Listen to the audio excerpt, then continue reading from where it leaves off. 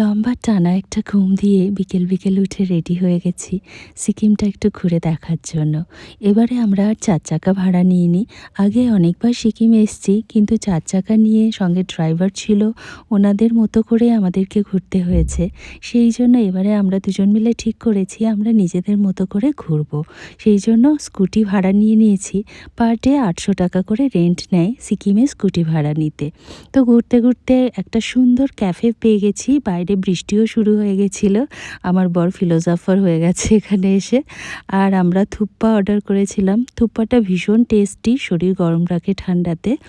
খেয়ে টেয়ে আবার কিছুক্ষণ ঘুরলাম। ঘুরতে ঘুরতে একটা খুব সুন্দর নেপালি রেস্টুরেন্ট পেলাম, যেখানে ট্র্যাডিশনাল নেপালি ডিশ এদের থাকে।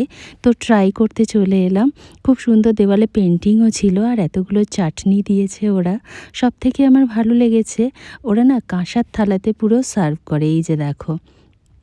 তো আর নতুন নতুন ডিশের মধ্যে দুটো, একটা ছিল শিষ্ণু, এটা আমি প্রথমবার খেলাম। আরেকটা হলো গুন্দ্রুক, এবং পুরো খাবারটা ভীষণ টেস্টি ছিল। খুব ভালো লেগেছিল এই নেপালি ট্র্যাডিশনাল খাবারটা খেয়ে। তারপর ওখানে একটা লাইভ সং হচ্ছিল, সেটা কিছুক্ষণ এনজয় করে তারপর বাড়ি ফিরে এলাম। আজকের ব্লগটা এইটুকু, আবার পরের ব্লগে দেখা হচ্ছে। টাটা।